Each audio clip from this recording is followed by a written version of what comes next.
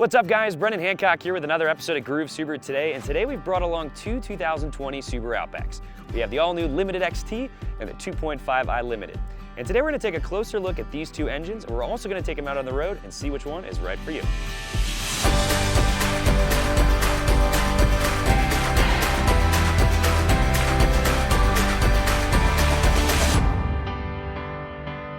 So let's start with the 2.5i engine choice over here. So this is going to be the standard engine option, with the XT being the turbocharged option, replacing the outgoing 3.6R.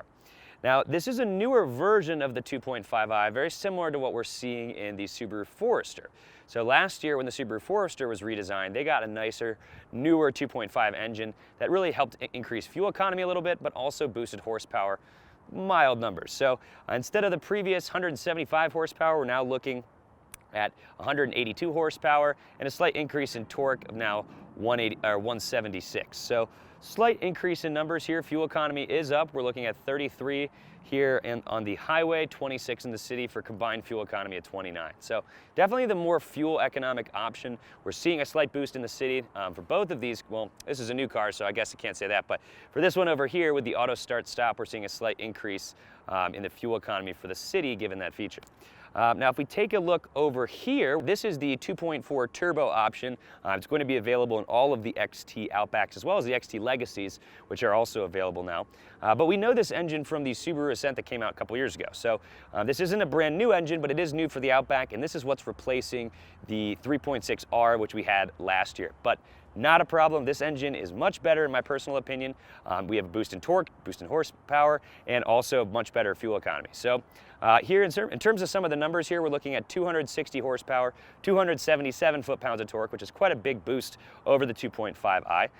And we are, in the fuel economy ratings on this, we do take a little bit of a hit, but not too badly, and we are able to use regular fuel. So we're looking at 30 miles per gallon on the highway, 23 in the city, for a combined fuel economy rating of 26 is what it is. Yes, 26. So 26, 29, not too bad, but definitely a huge boost in power. And like I said, at all that low-end torque, definitely an enjoyable drive. So let's go take these cars out on the road. We're going to start off with the 2.5i and see how it drives. All right, so we're starting off with the 2.5i. This is the standard engine on the 2020 Outback. So pretty much any car that is not an XT, Limited, Onyx Edition, or Touring is going to come with this engine. Same thing with the Legacy. So this engine is the same one that we're looking at currently in the 2019-2020 Foresters. So slight improvement, like I said, in fuel economy and also in performance. Now, the reason I'm driving the 2.5i first is I have a strong feeling that, you know, I'm someone who likes performance, I'm someone who likes power. I'm probably going to prefer that one a little bit, but I'm trying to give myself the least amount of bias I can and really kind of think from what a majority of the consumers that are going to be looking at this engine option are really going to think. Now, a couple things have changed here. I mentioned if you watched our in-depth Legacy review that the seats were a little bit firmer, it felt like. I definitely don't get that in the Outback, and given that this is a limited trim level, it does also have the adjustability up here in the front where you can extend it out to kind of give your back of your knees a little bit more support. So really like that. We've seen that in the Ascent as well, but they're bringing that over to the Outback and Legacy. A couple other things. Now we're not seeing the auto start stop on right now because we just started driving. So the engine does need to warm up a little bit, but that's one of the things that is going to be standard on all the Outbacks is the auto start stop feature. So once this engine does warm up, we will notice that the car will turn itself off at a stoplight like this, for example. Now, there's a couple things with that feature. There's times where it won't do it. For example, when it's warming up, or in the winter a lot of times, or if it's super hot outside and you're blasting the AC or blasting, air-conditioned seats if you have them, things like that. Those are times where it's not going to do it. Or if you have a check engine light on, you're above 10,000 feet. There's a number of scenarios there. So we do have that auto start stop feature. We're also going to have the facial recognition here to create your driver profile. So when you get in the car, the infrared camera here is going to do a nice little scan of your face, and if you've set up registered a profile, it's going to automatically adjust your seat to where you like it, which is cool. You also have the driver focus distraction mitigation system. So if I take my eyes off the road for too long, it's going to start beeping at me and yelling at me and telling me, hey, pay attention. So that's also a nice safety feature to have. The biggest changes, though, in the eyesight stuff are going to be in the adaptive cruise control, in the lane departure warning, lane keep assist, that kind of stuff. So it used to be that there was two kind of features that did slightly different things, but people often confuse them. So we had the lane departure warning, which was a default on feature. And what that would do is just beep at you if you go out of your lane. Then you had lane keep assist, which was bottom right here on the steering wheel. And that could be used with or without cruise control. And what that would do is just keep you centered in the lane, but only if you were going over around 40 miles an hour. So pretty much it was mostly for highway use, which is why they put it over here. Now what they have is, if you look in settings at all, I just did a little shortcut here for car settings, and you'll look at, it looks like under driver assistance, they now call it lane departure prevention function. So what that is essentially both of those two things combined, and they have a couple of options on how you want it to work. So what I can do is I can just have the lane departure, I think they call it like warning buzzer only. Yep, that's what it comes from with the factory. So that's just gonna beep at me as I go out of my lane. Or you can have it just do what they call lane departure prevention function only, which is essentially turning off lane departure warning, but keeping, lane keep assist, what they used to call it, on. Or you can just have all functions as a part of that system, which is basically, if it was a 2019, driving with lane keep assist on and lane departure warning on as well. So I would say, since it only works over 40 miles an hour, it's kind of up to you. I turned it on just for today's drive to see if that has improved at all. But it's kind of up to you whether or not you want to use that or not. So we're going to get on the highway here. Now the other thing that they changed is the adaptive cruise control. They now have it, so if I push my cruise button here, it's going to look the same. I'm going to see the image of the car here with the bars in front. I can increase and decrease the number of bars here. And each one of those bars represents 1 second of travel time. Now, once I hit set here, it's going to lock onto the car in front of me. And the other cool thing that we have now, if I hit this button here, this is a lane centering feature. And it's different than the lane departure warning in that you can only use it, right? It's different than the lane departure prevention system, as they call it now. It's different than that because you can only use this while using cruise control. However, where it differs as well is that this will actually work anywhere between 0 miles an hour and 90 miles an hour. So it's got a much greater range here. So we're actually gonna get this set up here. So I'm gonna hit set, boom. Increase my speed a little bit by increasing this toggle, just kind of set it to 50. And I have it set right now at 3 seconds. Now, one thing I will say, not so much about the adaptive cruise control, but more about, so right now I'm only going 44 and I'm set to 60. Car's slowing down, I'm not doing anything. Very nice and gentle, boom, boom. And now the auto start stop should kick in here shortly since the engine has warmed up. Cool, there we go. So right now the engine's off. And I will need to, once this car starts going again, I do need to hit the resume button here, just so you know. Cool. But what I will say is, given that this car is on the global platform, the noise insulation is a lot better. Now I still get a little bit of engine noise, but I think that that's more an issue with like the engine, it's just sort of a little bit of a louder engine. I mean, they haven't, provided a noise insulating front windshield, so I'm not really getting wind noise. Road noise is definitely a little bit better than it was in the 2019, but a lot of that has to do with the fact that it's on the global platform, so it's got a lot better noise insulation underneath. It's better at energy absorption. You have less, roll as you go around corners. So overall, I would say the driving experience has increased a little bit. I wouldn't quite put it on the cushiness of the Ascent. I think the Ascent is slightly smoother than this. I don't know if it's just because it's bigger and heavier or not. So that car just got out of my way. It immediately picked up this next car and slowed down. I have not touched the brakes or gas at all here. Now, if we're talking about this lane centering feature, one of the things that I think this is so much better than actually that lane, lane keep assist used to be, or what they would call now as lane departure prevention function. It's a lot stiffer. It really seems to be, centering you right there. So I definitely do like that. Now, previously when, some people would use, when I was talking to friends and stuff that have cars with, eyesight and adaptive cruise, they would tell me that they would use, adaptive cruise, in bumper-to-bumper traffic and stuff. And I always kind of found that to be a little bit strange. But now, to be honest with you, with this new lane centering function that works, all the way down to down to 0 miles an hour, I actually can definitely see that. I definitely see why someone would want to do that. I could see this being extremely helpful in stop and go traffic. I mean, you have the auto start stop working for you, the lane centering all the way down. It lets you actually come to a total stop, and then always just keeps you at that nice safe distance. So I really like that. And with the lane change assist, how that works is when you put your turn signal on, it kind of temporarily deactivates. And I'm on a little roundabout here. I'm just gonna put my foot on the brake here. I'll get back up to speed and just resume it. There we go. I'll just set it to 40. Here we go, going around a turn.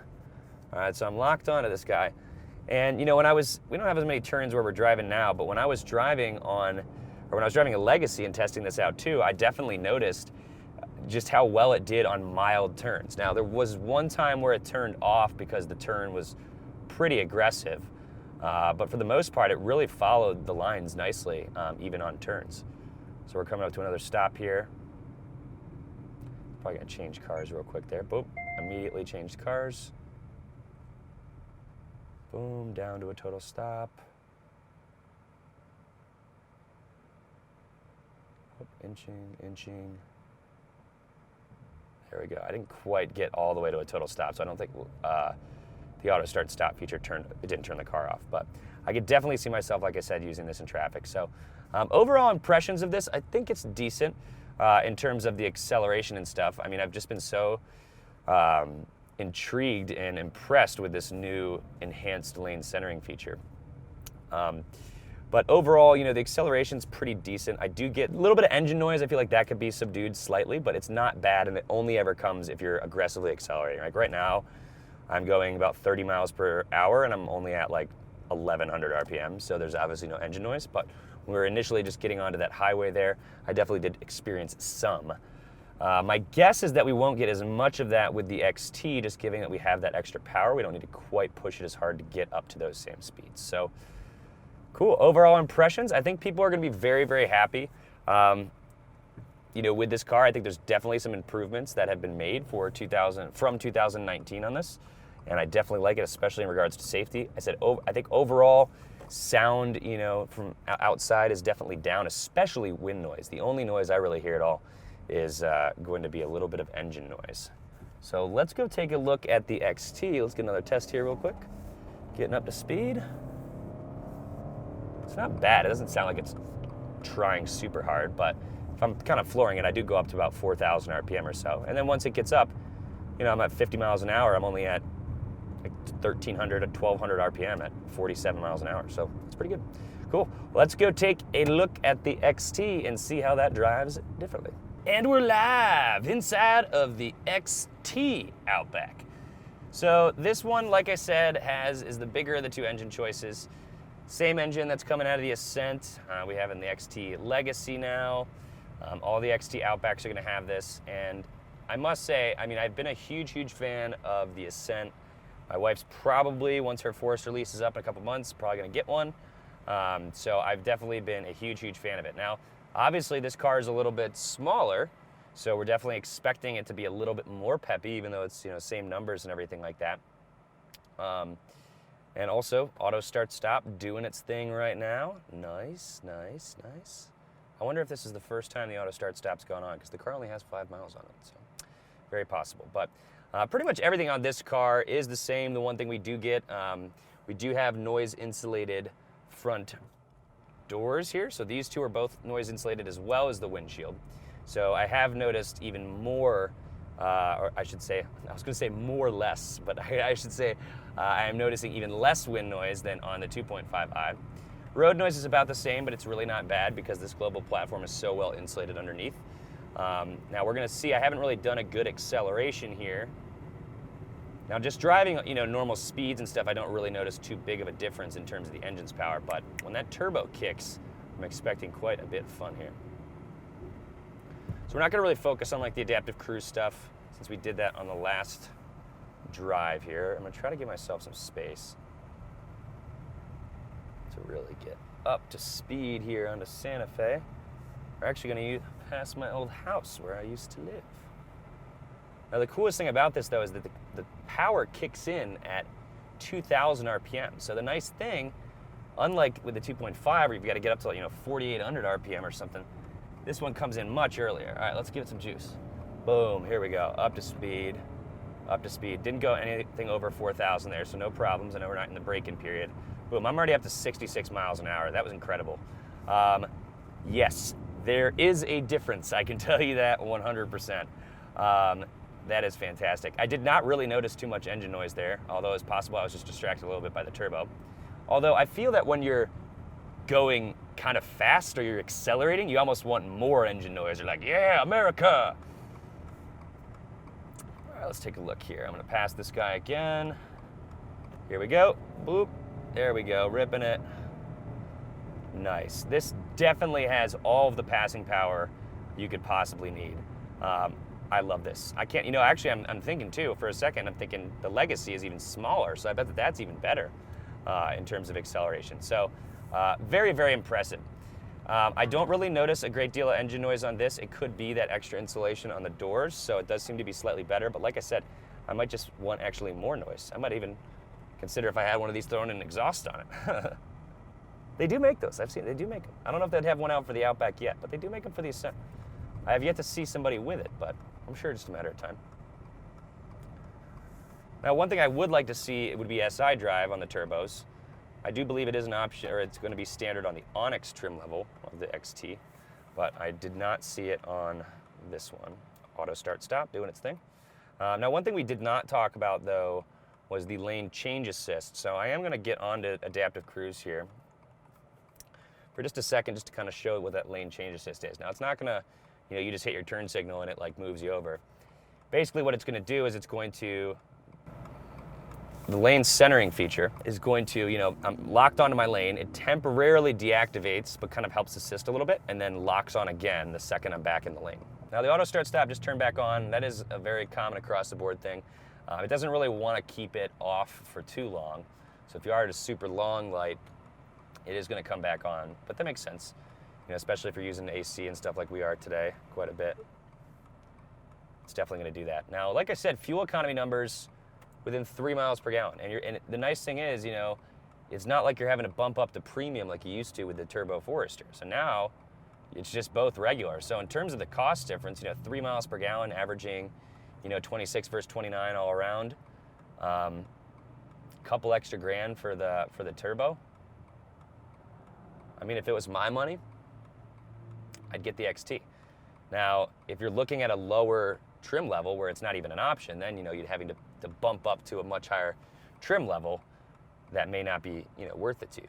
If you're really trying to do cost savings, my personal favorite actually trim level is the Onyx edition because it's really the overall performance edition. It's got the best X mode with the dual X mode with the snow and dirt, deep snow and mud, and it also has SI drive.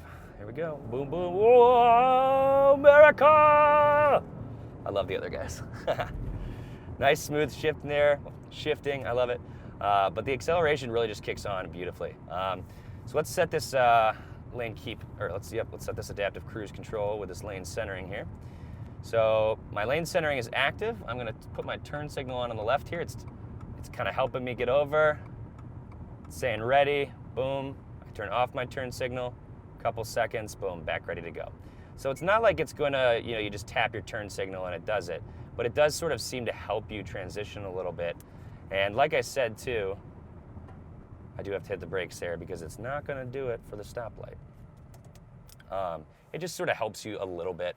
But I said this in the last test drive, I love this new lane centering. It is so much stiffer and firm and really locks on nicely. So yeah, overall, I would say if it was my money and I was looking at one of the options that had a turbo, I would definitely think it's worth a couple grand and a very minute amount of fuel economy savings. Now, if you're like, my mom or something where she literally just wants a car that if she crashes, she's not gonna die in it and is good for the environment and gets you from point A to point B, if you really don't care about that, I think you'll be very happy with the 2.5i. But if you want that extra level of performance, it is not a huge price difference if you're already looking at the other ones. So definitely would take this turbo option over the 2.5. One of the things I will say about the auto start stop feature, I'm a huge fan of it.